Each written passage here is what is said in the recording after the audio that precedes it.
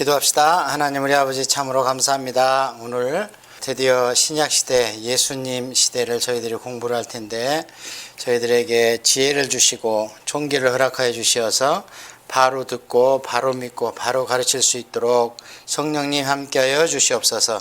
우리 주님의 밝은 복된 복음의 말씀을 잘 들을 수 있도록 주님 인도하옵소서. 예수님의 이름으로 기도합니다.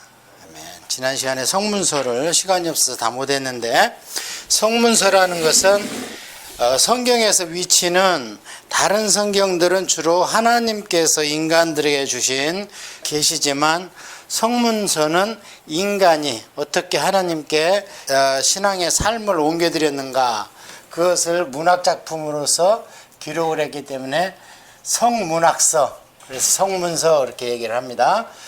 욥기, 시편, 잠언, 전도서, 아가서. 교회에서 거의 설교를 들을 만한 시간이 없습니다. 여기에 대해서는. 시편은 예배 시작 전에 목사님이 교동문으로 좀 쓸 뿐이고, 잠언, 전도서, 아가서 이 부분에 대해서는 별로 그렇게 설교를 못 듣기 때문에 성도들이 이게 무슨 책인가 그것도 잘 이해를 못해요. 그래서 개괄적으로 설명을 먼저 드립니다. 자, 욥기는 전체는 욥이라는 사람에 관한 기록이죠. 그러면 시대는 언제인가? 시대는 아브라함 시대입니다. 그렇다면 BC 2000년경 정도 됩니다. 2500년에는 노아 홍수 시대고요. 자, 그래서 이 욥기가 아브라함 시대라는 것을 우리가 어떻게 알 수 있는가? 욥이 1장에 보면은 자식들과 집안을 위해서 제사를 드립니다. 하나님께. 혹시 자식들이 음식을 먹고 잔치를 하다가 죄를 범하지 않았을까 했을 때 제사를 누가 드리냐? 그 집안의 가장 어른인 가장이. 그래서 이것을 우리가 배운 대로는 족장이다 그럽니다. 그 얘기는 무슨 얘기냐면 제사장이 드려주는 게 아니고 족장이 드려주는 시대입니다. 그래서 시대상으로는 BC 2000년경 아브라함 시대이고, 그 다음에 그러면 욥기가 주는 주제는 무엇인가? 이것을 우리가 잘 알아야 됩니다. 욥은 오늘날로 얘기하면 성도입니다. 이 당시로 얘기하면 당대의 의인이다 그렇게 얘기를 하죠. 오늘날로 얘기하면 성도입니다. 그러면 성도의 어떤 부분을 욥기를 통해서 얘기를 하고 싶은가? 고난입니다. 고난. 성도의 고난. 그런데 어떤 인과 응보에 의한 죄의 결과에 의한 고난이 아니죠. 욥은. 그래서 욥의 고난은 어떤 자기의 잘못에 있는 게 아니고 성도의 애매한 고난입니다. 네. 성도는 이 세상 살아가면 그냥 고난을 받게 돼 있습니다. 왜냐하면 이 세상은 이미 사단이 점령을 했기 때문에 불법적으로. 그래서 욥은 애매한 고난을 받는 그런 얘기죠. 자, 그런데 이 이야기를 전개해 가면서 어떤 식으로 전개가 되게 하는가 하면은 영적 전쟁이 일어나는 식으로 이야기가 전개가 됩니다. 그래서 영적 전쟁의 세 단계라고 그랬죠. 첫째는 자신과의 싸움이라고 그랬습니다. 이거를 뭐라고 그랬냐면 정욕적 싸움이다. 사도 요한의 말을 빌려서. 두 번째는 환경과의 싸움이라고 그랬죠. 이것은 세상 문화의 싸움입니다. 그래서 세상과 짝하지 마라. 그런 게 성경에 많이 나오죠. 그 다음에 세 번째 가장 고단수의 영적 싸움이 무엇이냐면 사탄과의 영적 싸움이죠. 사탄. 그러니까 악령과의 전쟁. 이게 이제 사탄과 직접 대결하는 건데요. 이게 가장 높은 거죠. 그래서 우리가 볼 수 있는 것이 예수님을 믿기 시작하면 먼저 내 안에 죄와 싸워야 됩니다. 그 다음에 예수님을 믿고 시작하면은 안 믿는 집안 식구 내지는 또 안 믿고 또 진화론을 믿고 하는 세상과 이 세상과의 싸움에서 내가 이겨야 되는 겁니다. 그 다음에 세 번째 가장 큰 싸움은 뭐냐? 귀신과의 정말 정면으로 대결하는 거. 이거를 우리가 축사라고 하는데요. 한국에도 80년도, 70년도에는 이 축사가 많았습니다. 왜냐하면 하나님의 영광을 나타내는 방법 중에서 가장 직접적인 것은 귀신을 쫓아내는 거죠. 자, 그러면 욥기는 어떤 단계의 영적 싸움이냐면 3단계입니다. 그래서 4단이 등장을 하게 됩니다. 읽어보면. 자, 그러면 이제 욥기를 한번 전체적인 내용을 들어가겠습니다. 1장 2장에서는 무슨 얘기가 나오냐면 하늘나라의 천상회의가 나옵니다. 천상회의라는 것은 다른 말로 하면 요한계시록에서는 4장의 천상예배입니다. 이게 우리가 하늘나라에 가면 그냥 먹고 자고 쉬고 항상 그런 게 아니고요, 항상 하나님을 찬양합니다. 그게 천상예배입니다. 그래서 우리가 이 땅에서 교회에서 드리는 예배는 그거의 그림자에 불과하고 진짜 배기는 요한계시록 4장에 나와 있는데요. 그래서 이것을 천상회의라고도 하고 천상예배라고도 하는데, 그 천상에서 회의하는 장면이 따로 나와요. 그거를 헤븐리 카운슬 그래요. 하늘나라에서 회의가 열린다. 여기에서 결정이 나야 되는 거예요, 우리의 기도의 응답이. 그래서 1장 2장에서는 천상회의가 일어나는데 회의를 딱 소집을 했습니다. 해서 각종 천사장들이 모여 있는데 사단도 악령이지만 타락한 천사의 수장입니다. 그래서 사단이 참석을 하는데 늦지막 문을 들고 오니까 하나님께서 너 어디 갔다 왔어? 그러니까 세상을 두루 다니다 왔습니다. 그래요. 이게 사탄이 하는 일입니다. 세상을 두루 다니면서 미혹을 하는 거죠. 그렇게 하다가 이제 그러면 네가 내 종 욥을 좀 받겠네 하면서 하나님께서 욥을 자랑하십니다. 이게 이제 사건의 발단입니다. 그러니까 사단이 뭐라 그러냐면 복을 주시니까 욥이 하나님을 섬기는 거 아닙니까? 왜냐하면 가축도 많고 부자에다가 자녀도 많거든요. 그러니까 그럼 그 복을 제거해봐라. 그래서 복을 제거하고 그래도 욥이 하나님을 배신하지 않으니까 2장에서 천상회의가 또 열렸는데 사탄이 또 늦지막이 참석을 합니다. 참석을 해서 그래 어떻더냐, 욥한테서 자녀와 가축과 재물을 다 가져가니까 욥이 나를 배신하더냐, 안 합디다. 그래도 무언가 하나님이 주시니까 그래서 몸으로 한번 하나님 한번 시험을 허락해 보십시오 하니까 하나님께서 그래 그러면 생명은 나고 몸을 한번 해봐라. 그래서 드디어 질병이 왔죠. 그 질병이 오면서부터 욥기의 본론으로 들어가게 됩니다. 그 질병이 왔다 소리를 듣고 욥의 세 친구가 대단한 사람들이죠. 굉장히 먼 거리에서 온 겁니다. 욥을 방문을 합니다. 병문안을 합니다. 병문안을 하는데 이 병문안을 해가지고 전개되면서 욥과 어떤 싸움을 하냐면 계속 주고받고 3번에 걸쳐서 3대1로 디베이트를 시작했습니다. 뭐에 대해서? 욥의 고난에 대해서. 그러니까 세상 친구들 보면은요, 철학도 있고 신학도 있고 이 친구들이 아는 게 많습니다. 욥한테 변론하는 걸 보면. 그런데 문제는, 주제는 뭐냐? 고난이 됐습니다. 고난, 욥의 고난. 그래서 세 친구가 계속 얘기하는 것은 뭐냐면 네가 인과 응보에 의한 고난이지 빨리 죄를 회개하라, 이렇게 욥을 다그치면서 일이 시작되는데요. 자, 그렇다면 이 세 친구가 욥과 디베이트를 할 때 백그라운드에 누가 있냐면 아까 1장 2장에서 하나님께 욥을 고소한 사단이 사탄스입니다. 원어는 사탄스라 그래서 고소하는 자, 참소하는 자, 고발하는 자, 이런 뜻을 갖고 있어요. 요놈은 하는 일이 그겁니다. 무조건 성도든 안 믿는 사람인데 누구든 하나님한테 가가지고 막 죄를 집어내는 거예요. 그래서 하나님 저는 벌하시오, 저는 벌하시오. 이게 이놈이 하는 일인데요. 욥이 괜히 하나님이 내 아들 욥을 자랑해가지고 이제 사단이 거기에 고난에 이제 끼어들게 됐죠. 자, 그래서 1장 2장에서 하나님께 참소했던 사탄이 무슨 일을 벌이는가? 이 3명의 친구들 중에서 엘리바스가 제일 어른입니다. 이 엘리바스한테 들어갑니다. 자, 한번 보겠습니다.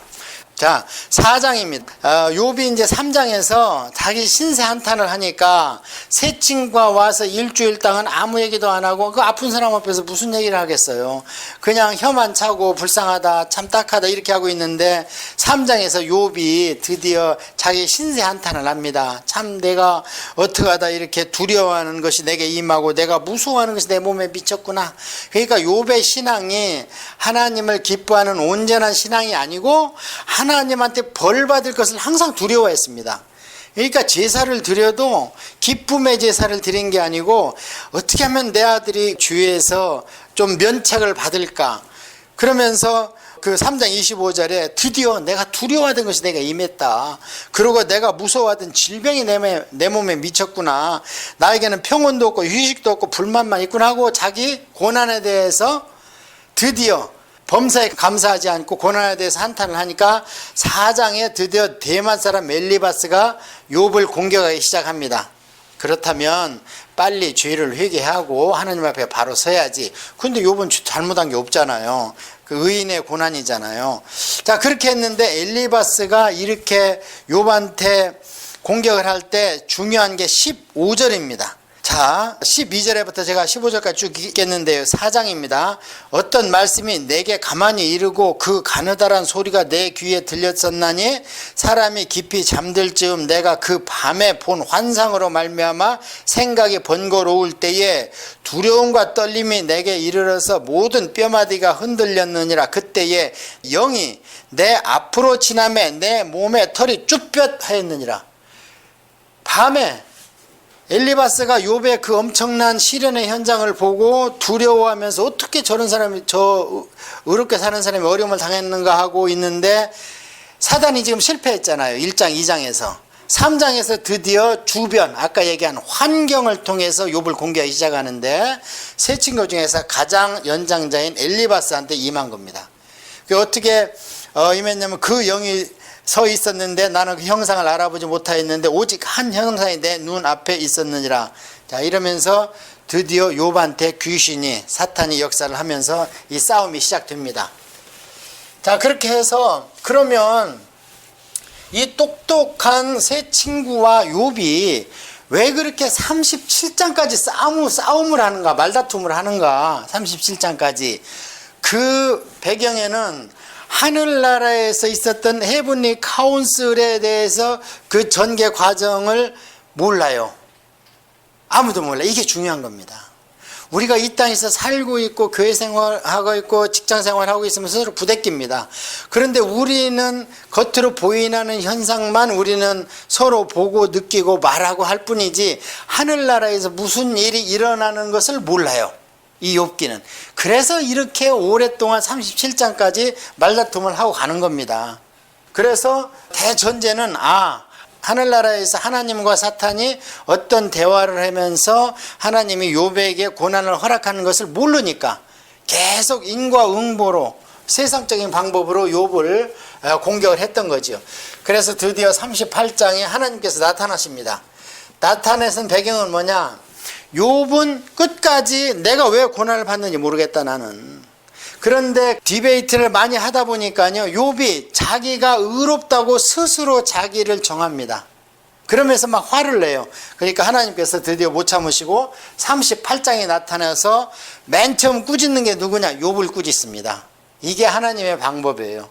하나님께서 꾸짖을 때는 먼저 영적인 리더를 하나님께서 죄를 정하십니다. 자, 그렇게 해서 욥기는 쭉 읽어보시면 돼요. 그러면 주제는 무엇인가? 의인한테 고난이 있다는 거예요. 예. 그리고 연단 후에 순금과 같은 신앙이 나올 수 있다. 그래서 욥기 주제는 뭐냐? 내가 하나님을 귀로 들었으나 이제 눈으로 보나이다. 하나님한테 그렇게 말씀을 합니다. 그런데 그런 주제가 나올 수 있는 과정이 어떤 것이 있었냐면 38장에서 거의 3장 동안 하나님께서 계속 욥을 창조주 하나님의 속성으로 네가 그때 그것을 보았느냐, 네가 거기 있었느냐 하면서 욥한테 항복을 받아내지요. 이렇게 해서 욥은 우리가 신앙생활을 아무리 열심히 잘하고 있어도 고난을 받을 수 있다 하면서 의인의 고난, 그 다음에 중요한 것은 영적 전쟁이 우리의 보이지 않는 세계에서 계속 일어나고 있다. 그 다음에 우리가 하나님으로부터 기도의 어떤 제목이 있다면 헤븐리 카운슬에서 하나님께서 딱 도장을 찍으셔야 된다. 그러면 우리가 기도의 응답을 받을 수 있다. 이것을 알 수 있습니다. 자, 그 다음에는 시편을 한번 봅니다. 시편은 150편으로 이루어졌는데요. 그래서 이것은 원래 한 번에 쓴 게 아니고요. 다윗이 한 70에서 75편을 다윗이 썼습니다. 나머지는 이제 다윗 시대라더니 그 후대 사람들이 썼습니다. 무슨 아삽이라는, 헤만이라는, 또는 모세 것도 하나 들어가 있고 솔로몬 것도 하나 들어가 있고 이러면서 150편을 이루는데요. 이 시편은 무엇이냐? 지금으로 얘기하면은 찬양대 있지 않습니까? 성가대. 성가대의 성가곡입니다. 시편은. 그래서 시편 앞에를 보면은 항상 뭐를 따라 부르는 노래, 어디 맞춰 부르는 노래 이렇게 되어 있습니다. 그러니까 시편은 그냥 단순히 기록된 어떤 시만을 얘기하는 게 아니고 노래였다는 거예요. 히브리인들의. 그럼 어디서 불렀는가? 성전에서. 하나님께 제사할 때. 성전에서 중요한 직무가 제사장 직분이 있죠. 그 다음에 여기에 찬양대 직분이 있습니다. 그 다음에 성전을 지키는 문지기 직분이 있습니다. 이런 중요한 직분 가운데 하나가 찬양대입니다. 그래서 오늘날 교회에서 찬양대나 성가대가 그렇게 중요한 거예요. 그때 올려드린 건데 그러면 이것이 시편이 이것만 히브리인들한테 있었겠는가? 아니죠. 우리 한국처럼 많은 가곡이 불려졌지만 이 150편이라는 시편을 만들며 있어서 이것을 5번에 걸쳐서 모은 겁니다. 그래서 시편을 잘 보면 5권으로 되어 있습니다. 안에. 그래서 1권이 제일 많죠. 맨 처음에 모았으니까. 그러면 솔로몬 때부터 모으기 시작해서 한참 영적 부흥이 일어났던 히스기야 왕 때도 모았고, 그 다음에 이들이 바벨론에서 돌아와서 성전이 회복됐을 때 이때 모았고, 중요한 시기는. 그래서 불러진 겁니다. 그 다음에 그러면 시편이 어떻게 구성됐는가를 알았는데요. 시편을 감상하는 방법. 자, 우리가 시를 쓸 때는 어떻습니까? 감정이 고조됩니다. 그러니까 표현이 과장될 수 있고 과소될 수 있습니다.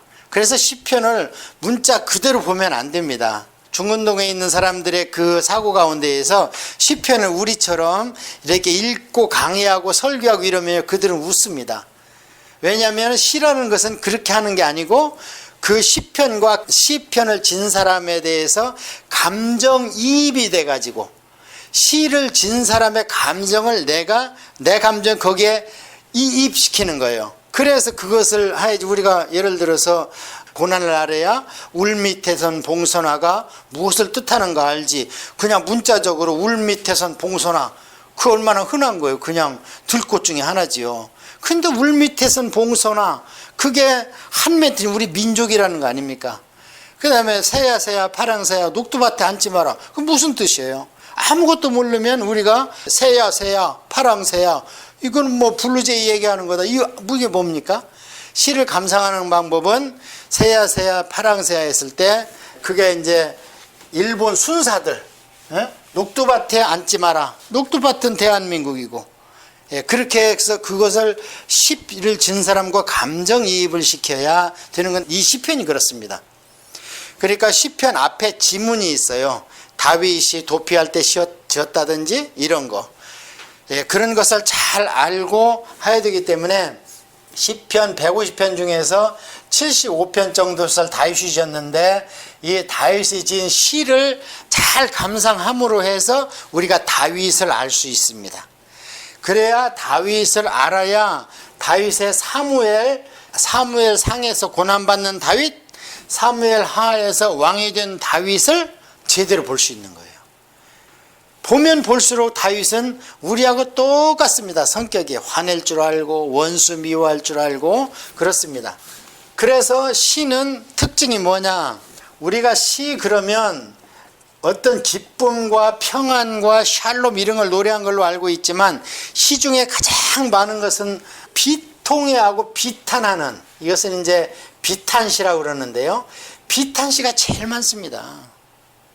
예를 들어서 여호와는 나의 목자시니 하면서 쭉 나오는데 우리는 그것을 그냥 읊조리고 즐기고 하는데, 그러기 때문에 내가 사망의 음침한 골짜기를 지날지라도 이게 나오잖아요. 그 신 언제 졌냐? 사망의 음침한 골짜기를 지날 때 진 거예요. 그래야지 그 시를 진 다윗과 감정이입이 돼서 제대로 읽는 거다, 이렇게 볼 수 있죠. 그래서 시편을 우리가 자세히 보면요, 시편에 뭣도 있냐면은 십자가도 있습니다.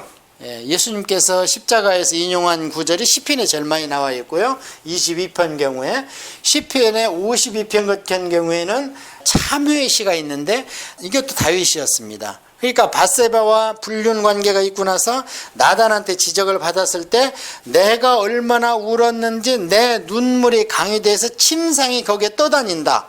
이게 시인이 안 되고 나서는 이것을 이해 못하죠.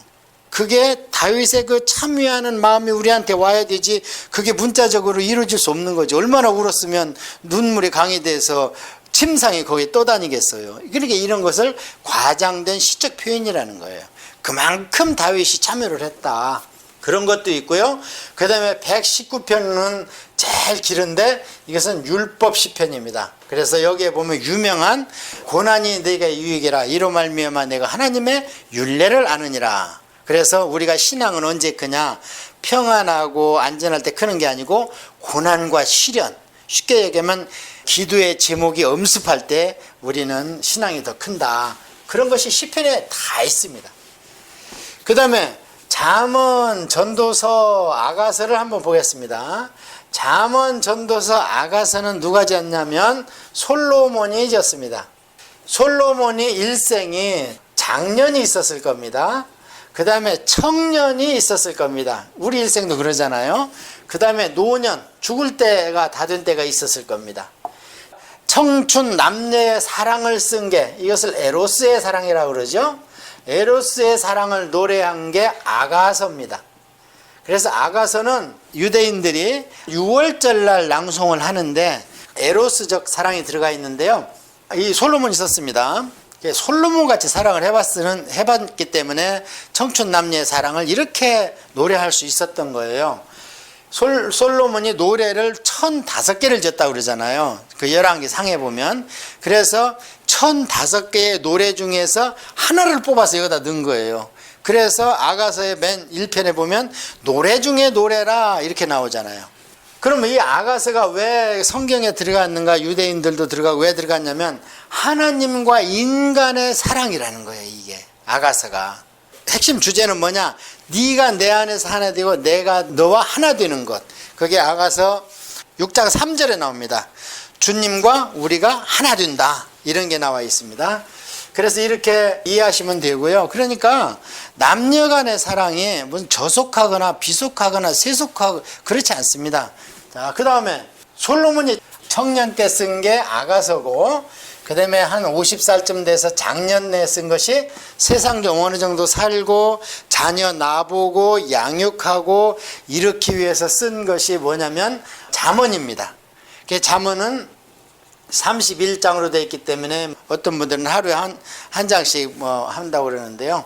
자, 그래서 잠언은 무엇이냐면 항상 댓글을 갖다 놔요.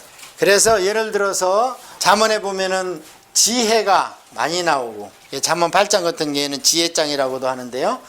그래서 잠언은 그냥 우리가 읽어보면 압니다. 교훈적 요소, 부모가 자녀한테는 교훈적 요소가 잠언은 많이 기록이 되어 있습니다. 그러면 노년에는 무엇을 썼냐면 전도서를 썼습니다. 노년에 솔로몬이. 전도서는 노년께 썼기 때문에 그 뭐 김종필 씨가 돌아가실 때 그랬다고 그러더라고요.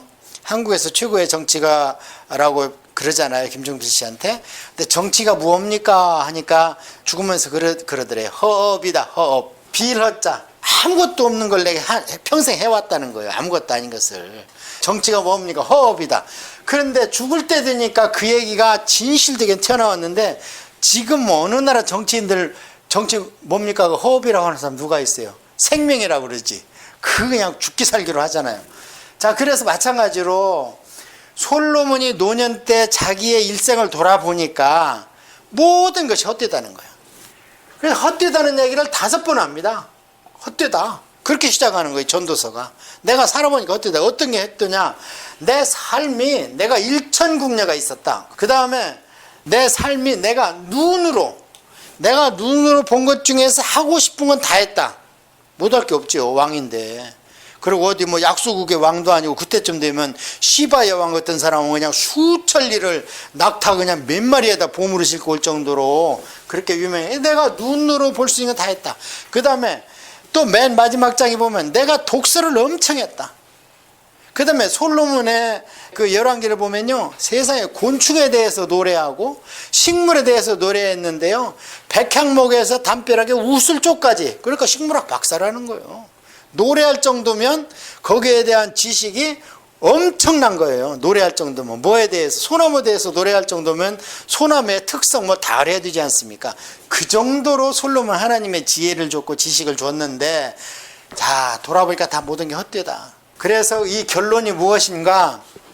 청년들아, 젊었을 때 네 하고 싶은 건 다 해라. 그러나 단 조건이 있다. 그게 뭐냐면 창조주 하나님을 기억해라. 그게 전도서의 결론입니다. 그러면서 내가 살고 보니까 이제 곧 흙은 여전히 죽어서 흙으로 돌아간다. 우리 몸뚱아리는. 근데 영은 그것을 주신 하나님께로 올라간다. 그렇기 때문에 하나님께로 네 영이 돌아가기 전에 하나님을 기억하라. 12장 7절입니다. 이게 무슨 얘기예요? 참 무서운 말이죠. 내가 해봤는데 모든 해보니 다 헛되다. 그러니까 청년들, 너희들 하고 싶은 건 다 해. 그러나 하나님을 기억하고 해라. 이게 전도서의 주제입니다.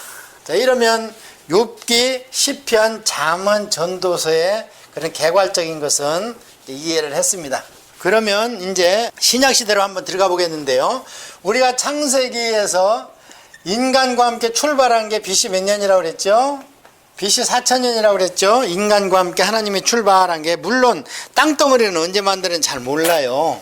그 다음에 인간 창조는 나이를 통해서 우리가 계산할 수 있으니까 4000년에 출발 쭉 했죠.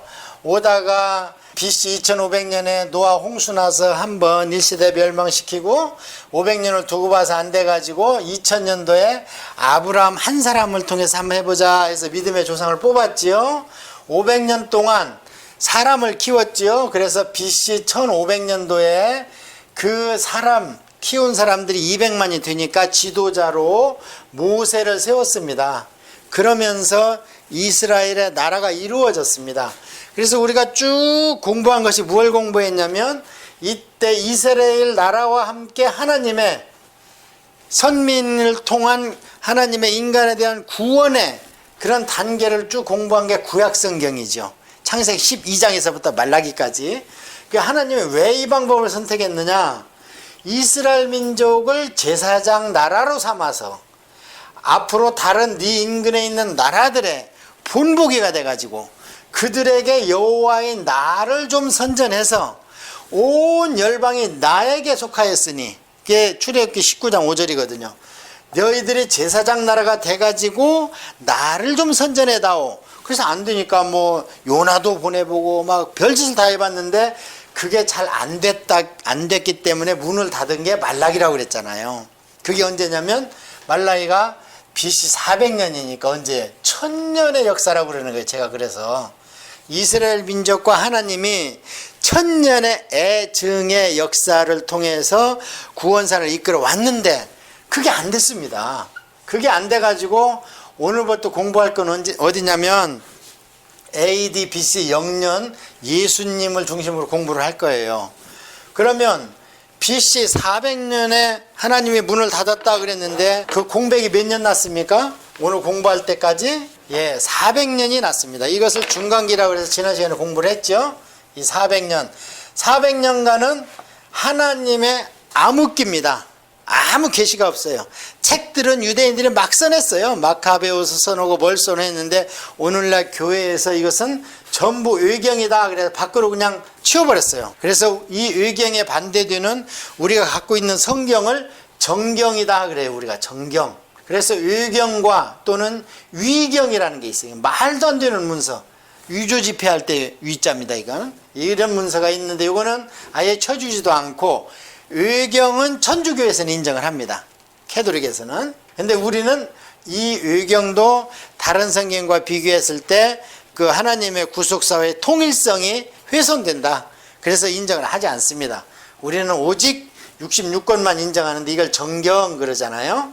이 정경이 캐논 그럽니다. 캐논이라는 게 무슨 뜻이냐면 모든 믿음과 신앙을 여기에다가 비추어 봐라. 이게 자는 재다, 척도다 이런 뜻이에요. 그러니까 누가 어느 말을 해도 뭐 귀신을 쫓아내고 사람을 살리고 죽은 자를 일으켜도 소용없어요. 성경하고 비춰보라는 거예요. 이 정경에다가 66권에다가 다른 책에 비교하지 말고. 이렇게 중요한 건데요.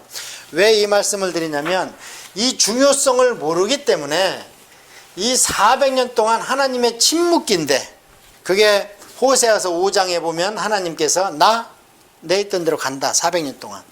그래서 하나님께서 갔기 때문에 계시가 없었습니다 400년 동안. 그래서 이것을 암흑시대예요. 암흑. 그래서 우리 하나님과 우리 인간들 사이에 세 번의 암흑시대가 있었습니다. 첫 번째 암흑시대는 사사기 시대입니다. 짧은 시기가 아니라고 그랬잖아요. 300년 내서 350년. 이래서 구약 암흑시대라 그래요.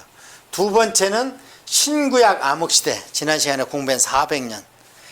세 번째 암흑시대는 언제예요? 중세 암흑시대. 천주교가 지배했던 중세 암흑시대. 성경도 못 보게 하고 예배도 그냥 규격화 시켜놓고 하나님과 인간과의 이런 시대 가운데에서 세 번의 암흑시대가 있는데, 이 정도는 참고적으로 알고 있어야 됩니다. 교회사적으로. 중세 암흑시대. 그러니까 그 종교개혁을 일으켰잖아요. 암흑에서 깨어나기 위해서.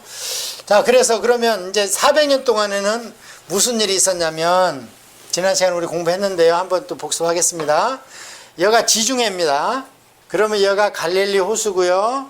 여기가 요단강이고, 여가 사해입니다. 그러면 이집트가 이 밑에 있잖아요. 그 다음에 이 위쪽에 바벨론, 페르시아, 헬라, 이 순서로 있었죠. 바벨론, 그 다음에 바벨론을 페르시아가 이기고, 그 다음에 헬라 다음에 헬라의 안드락산더가 일찍 죽어서 셀주크 왕조가 이렇게 있었죠. 이 위쪽에 순서적으로, 시대적으로. 이 밑에는 이집트가 있다가 나중에 어떻게 됐어요? 얘가 프톨레미, 알렉산더가 여기를 정복한 뒤에 일찍 죽어버렸잖아. 그래가지고 프톨레미 사령관한테 준 땅이 여기잖아요.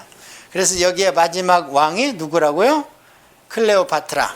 클레오파트라 하면 딱 누가 떠올려야 되냐면 시저가 떠올라야지. 케사르가. 나중에 이제 뭔 연분이 좀 있었으니까. 자, 그러면 말라기가 BC 400년인데 그때 이 이스라엘 땅에는 어떤 일이 있었냐면은, 누가 정복을 하고 있었냐면은, 누가 정복을 하고 있었어요? 페르시아가 정복을 하고 있었잖아요. 돌아가라 그랬잖아요. 그래서 돌아와서 예배를 회복하고 세 번에 걸쳐서 돌아왔는데, 마지막에 돌아온 게 느헤미야가 BC 444년입니다. 그러니까 440년이라고 생각을 하시고, 말라기 시대가 420년이니까 반짝하고 이 어른들이 살아있을 때만 성전에서 제사를 제대로 드린 거예요. 그러고는 또 엉망이 돼버렸어요. 그래서 하나님이 떠나신 거거든. 메시아를 너희들이 대망할 때까지 내가 떠나겠다. 그래서 떠나셨잖아요. 자, 그러면 그때 페르시아가 여기를 점령하고 있었습니다. 그러다가 알렉산더가 페르시아를 무찔렀죠. 그런데 알렉산더가 요절을 했습니다. BC 320년 가서 알렉산더 죽어버렸어요. 1살짜리 아들내미 남겨놓고. 그러니까 나중에 이 알렉산더 밑에 있던 4명의 사령관이 땅을 분할해서 통치하자, 그렇게 합의를 이뤘다고 그랬죠. 그래서 하나는 마케도니아 원래 본토, 또 하나는 저 중앙아시아 윗지방, 그 다음에 셀주크라는 사람이 결국에 지금 터키, 시리아, 이스라엘의 북부를 셀주크가 차지한 거죠. 320년도에. 그러다가 프톨레미는 이스라엘과 이집트를 프톨레미가 차지를 했습니다. 언제요? BC 320년에 알렉산더가 죽고 나니까.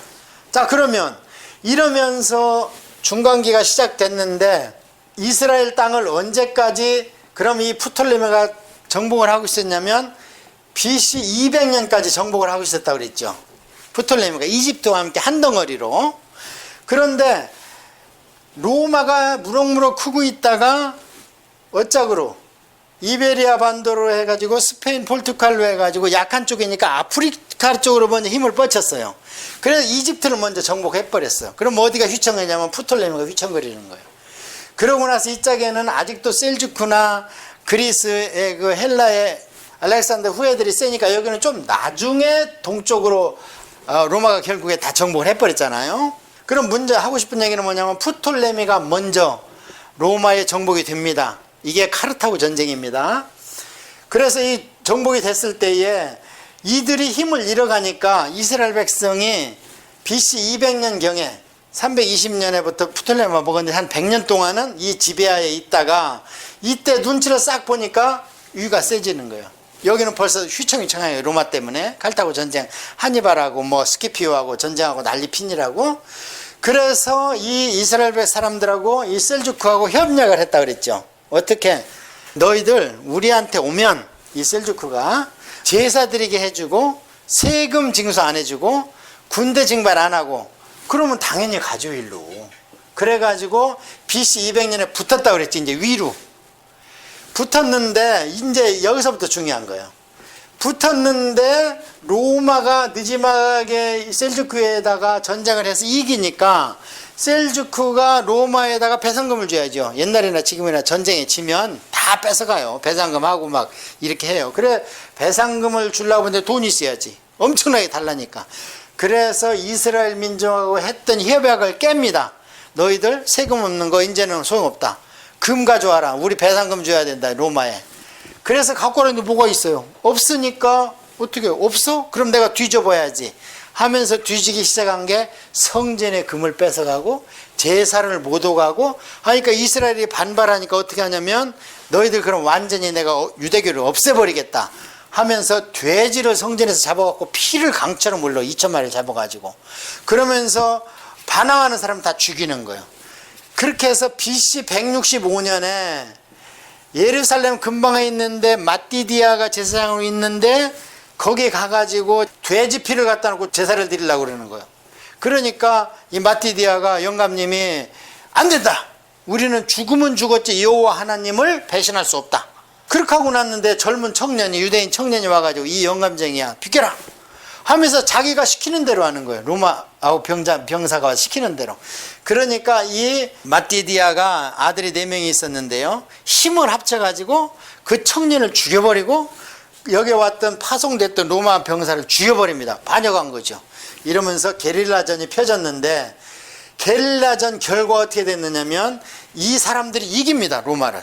그래갖고 이들은 생각에 하나님이 함께 하신다. 이렇게 생각을 한 거예요.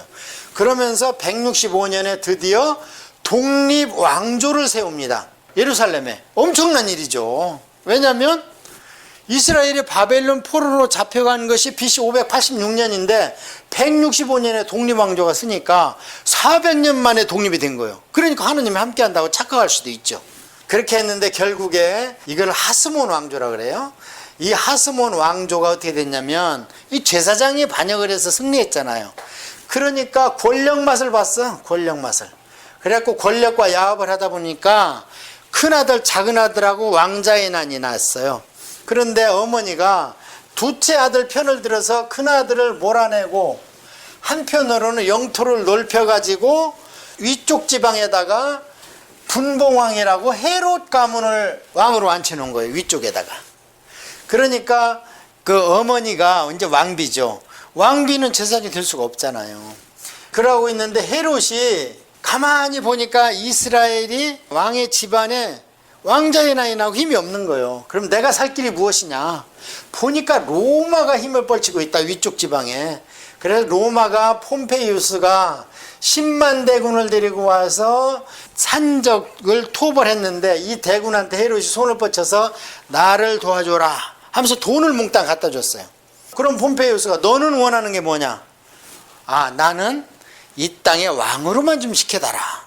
그래가지고 오히려 유대인이 세운 헤롯 왕이 나중에 예수님 시대에는 로마의 앞잡이가 돼가지고 유대인들을 언제 이런 일이냐? BC 63년에 폼페이스가 10만 대군을 와가지고 칠 것도 없죠. 그냥 헤롯 너 왕해.